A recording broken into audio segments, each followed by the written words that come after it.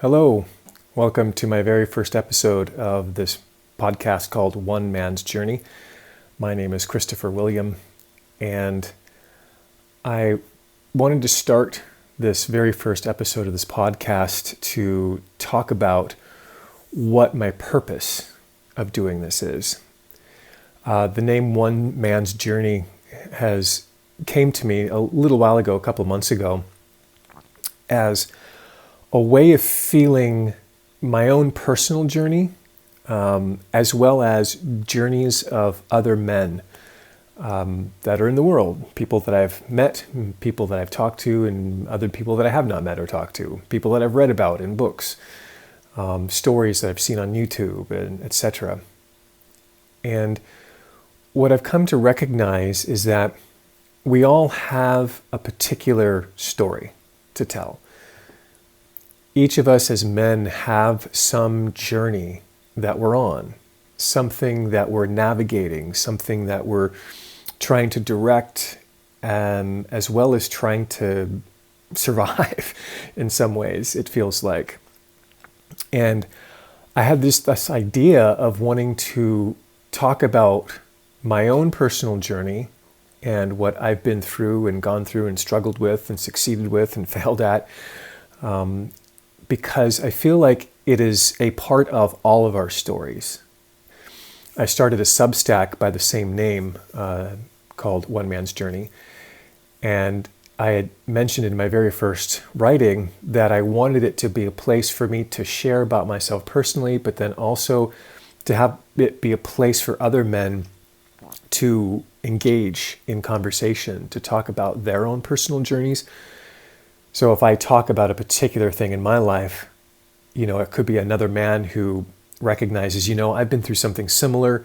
Circumstances were a little bit different, but the theme was the same. And I want to encourage a connection with other men to start building a conversation, not just so much necessarily about what to do about whatever's ailing us or whatever's kind of grinding inside of us, whatever's very challenging inside of us, but just to find a place where we feel okay to connect and talk about what's going on. And I think that seems to be a very pivotal thing for men, is to be able to want to say something, because I think there's so much that we've done that we keep everything internalized. Many of us have done that, and that has created some, what I would call toxicity. And I don't mean that in the sort of toxic masculine sort of way. It just means that, when something's not, if something's not given the right oxygen or the right time, and it's just stagnant and it doesn't do anything, something starts to fester, and something can start to come from that, a very sort of a toxic element. And that could be an externalized thing in terms of rage and anger, or it could be internalized as just depression and anxiety.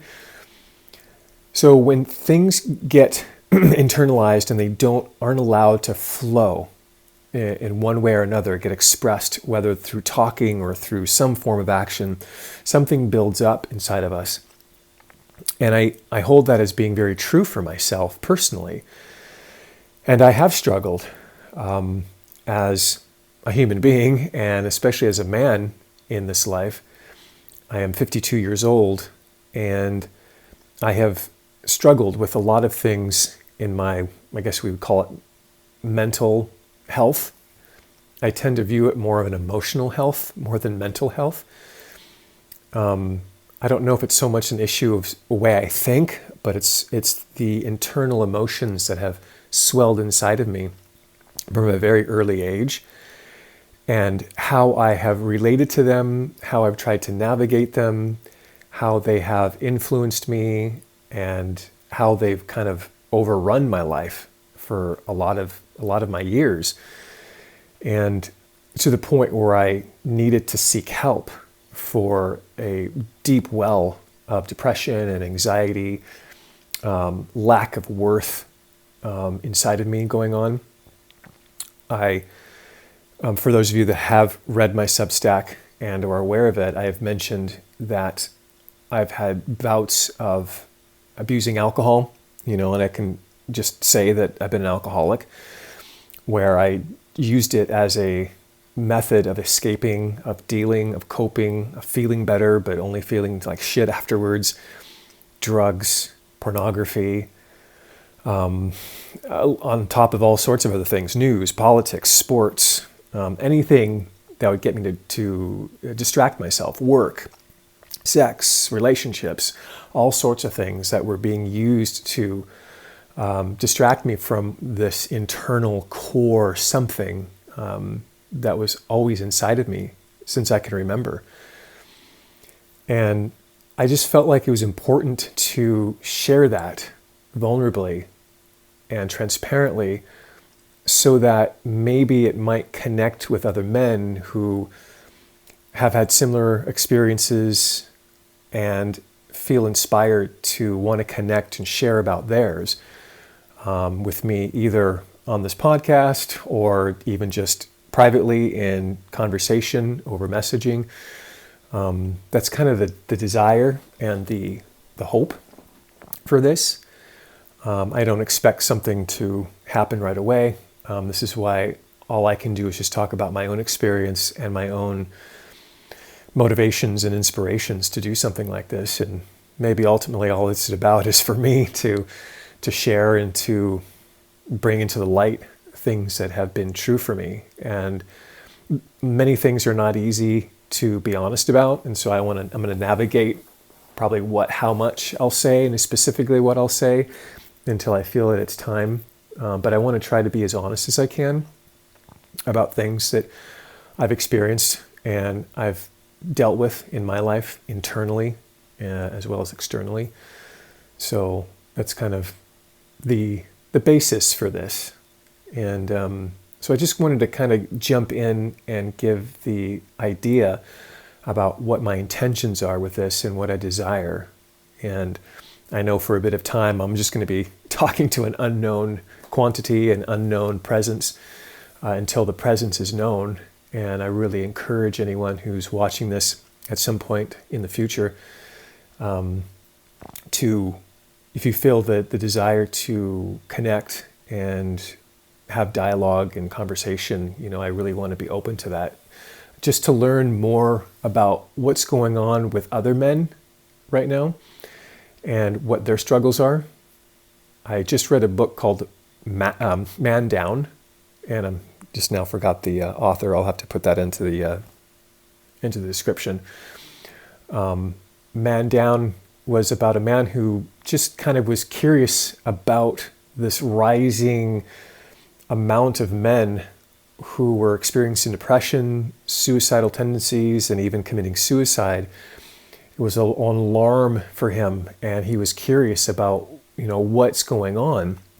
So he embarked on his own journey of just conversing with people that he knew, that led him to other people that he became acquainted with, and it started to kind of grow into a bigger thing where he talked to many, many men in the UK about just being a man in life and what the struggles they were having, and recognizing what was okay to talk about, what was not okay to talk about.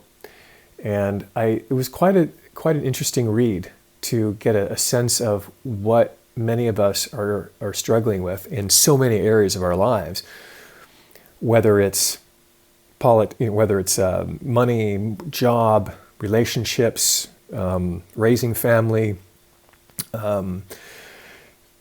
inner depressions, anxieties, addictions, the growing swell of intensity that's going on in the world today in terms of just all sorts of news and actions that are going on in the world.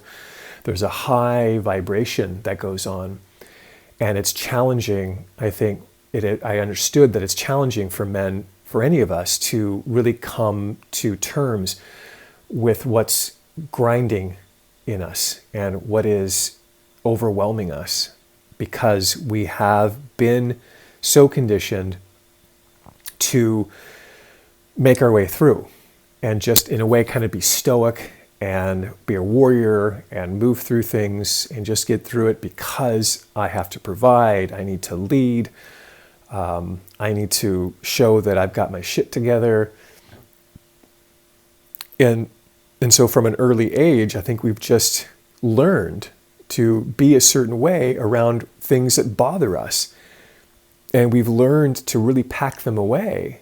And I think women have been given more permission, being women, to be more present to what's going on inside of themselves. And I'm not saying that we need to be more like women. I'm just saying I want a place for all of us to feel like we're okay with talking about what's freaking bothering us, what's going on inside of us. It's not, that doesn't make us women, it just makes us human. And I really emphasize this when I write, that it's not so much the focus on our masculinity, but it's really a focus on our humanity and what's going on for us as human men.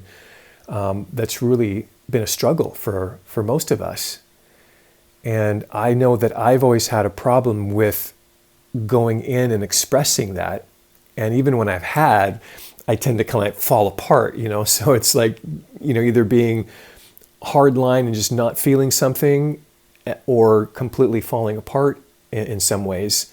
And so I think that's where some of the concern is, that where's that middle ground where we can navigate our emotions and our emotional body in a way in which we can be present to something without getting sucked into the depth of the emotion, while also not being cut off from the heart at the same time. And so it's kind of an interesting way to navigate this whole thing in between. And I've struggled with that.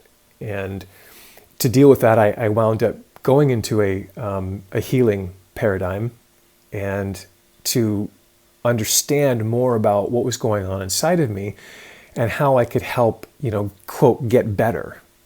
How can I get happier? How can I feel a little less funked up, as I like to say. There's just a funk and an anxiety and everything that was just a cloud, and I just wanted that cloud to be gone. And in one way, that's a nice feeling of wanting something to be away so that we can feel like we can breathe again and have freedom. And I think the bigger point was to really understand and relate to that feeling and where it's coming from, and not to just get rid of it, but to really go into it and claim it as a part of who we are. And in that relationship to it, to not degrade it, to not judge it, to not melon ball it out. I've said in the past, just scoop it out and toss it. But to be in this journey with it, this healing journey with it, so that it can find some new place inside of us. I've said in my writing that I think it's a fool's errand to think like something like my alcoholism, my alcohol addiction, is cured. I have not had a sip of alcohol in a long time, but not that long ago. I thought that I can, have a little bit of beer now and then and a glass of wine, for example. But then I realized there was still something in me that would urge for more, and so I've decided, no more of that. And so that still lives inside of me. The urges to, the old urges around using drugs. I haven't had that urge in a long time, and I really don't have it. Once in a blue moon, I used to smoke cigarettes, and maybe once in a blue moon, if I really get anxious about something or I'm stressed or whatever, that initial sort of feeling that it would be this, but it just doesn't go away. I don't run to the cigarettes at all. It's been a long time. I can't even remember how long it's been, maybe 14, 15 years since I've done that. But there's still this underlying tendency to tilt towards something, that you want to go into, and that could be in numerous things. So there's always something that's going to be with us, and even this tilt toward depression or anxiety or whatever, something that's always been inside. There's always this move that could go toward it. And it's not about saying that it doesn't exist. It's like, how can I be with it whenever it arises into my space, is kind of where I'm at. I've dealt with a lot of inner self-punishment and self-judgment around myself since I was a kid, and never felt safe at all, through school, through as I grew up into an adult and working, never felt comfortable in my own skin, and the way I felt about myself as a person, as a man, lots of inner judgments around that. And I remember trying to find ways in things of like, in terms of trying to build up muscle and work out a lot and, take in a lot of sports and politics and everything like that, and trying to make this image of myself as trying to be more masculine as opposed to just being who the hell I am. And then going from there, being centered here now, and then rising and expanding into something new. And rather than better or more, just a expanded vision or expanded expression of who I am as a human being. And I think this is one aspect of that. And I know that I've got a lot of work to do in terms of me bringing my truth and being honest and claiming my truth and, not trying to be too much of a nice guy or a good guy, but trying to be a real, honest, yet caring and understanding and reasonable human being. So where does that go? And all we can do is just play and open ourselves up to it. And I think the less I have self-judgment about myself, the more I can steer into more truthful expression, just to be clear and honest about who I am, and to realize that I don't have all my shit together. I don't have the truth. I'm just like you, like anybody else in the world. Even the person who thinks they have the truth has their shit together. They're still struggling with things. They just may not show it, for many reasons. And they're trying to maintain something. And so here, I'm not trying to come here as some sort of teacher or knowledge-based person of wisdom. The only wisdom I have is anything that I have for my life, and that's it. And those that I hear and listen to. That's where I get a lot of interesting input and inspiration, is by listening to just normal people who are just on a path and have real human shit that goes on in their life internally. And they're just trying to navigate it all. And I think that's why I call it a journey to me, because that's what it is. Every day we're moving through and navigating through time and space. And while I have a desire for something different, to happen, I'd love to be making more money. I'd love to feel like there's a freedom doing this or doing that. And I'd love to be able to connect to more people and have a wider, what's the word I'm looking for? Just a wider breadth of human contact and connection with people. But it's really also about being present to where I am right now and to be okay with this moment and then moving forward. And so that's kind of what that is. And this moment right now is making this video, is starting off this journey. I didn't know how I wanted it to start. I didn't know where I wanted to go. I just wanted to, hit the play button and then just see what would come out as a beginning place. So that's kind of what that's all about. It's what I would like to have happen here. And I really want to focus on things that have been true for me in my life, around things like addiction, around self-punishment, around the way I've related to women and to work and to money and to sex and to spirituality and to the world, the politics and news and all sorts of things, other men. And so there's lots of places to go. And so as this unfolds, I really hope that you will feel okay to drop a message or to leave a comment, even if you're curious about a particular topic that you want me to address from my own personal experience, just to see how it compares to yours. Those are always very helpful. So, and that helps guide me too, as to what you're interested in and what we can bring into the space together. And I want to emphasize, I want to co-create something. I just don't want to lead something. I want to be able to have this be a place where we get to do something together as a participant and a viewer and whatnot. So And of course, as always, women are more than welcome to be a part of this conversation as well. I always seem to have a lot of women that respond well to these things. I don't get very many men, so that's an interesting thing that pops up. I'm still trying to figure out what that's all about. So, but as this kind of arises, I might find an answer to that. So anyway, I think I'll go ahead and end it for this very first episode. And I look forward to connecting again with something more specific. And if this seems of interest if this is interesting to you, please like and subscribe if you're listening to this on YouTube. I will be posting this as a podcast as well on my Substack page.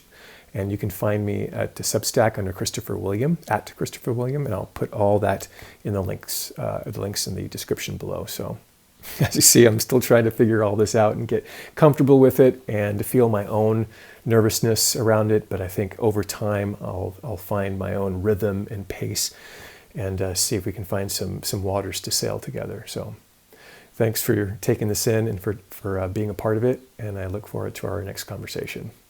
Bye.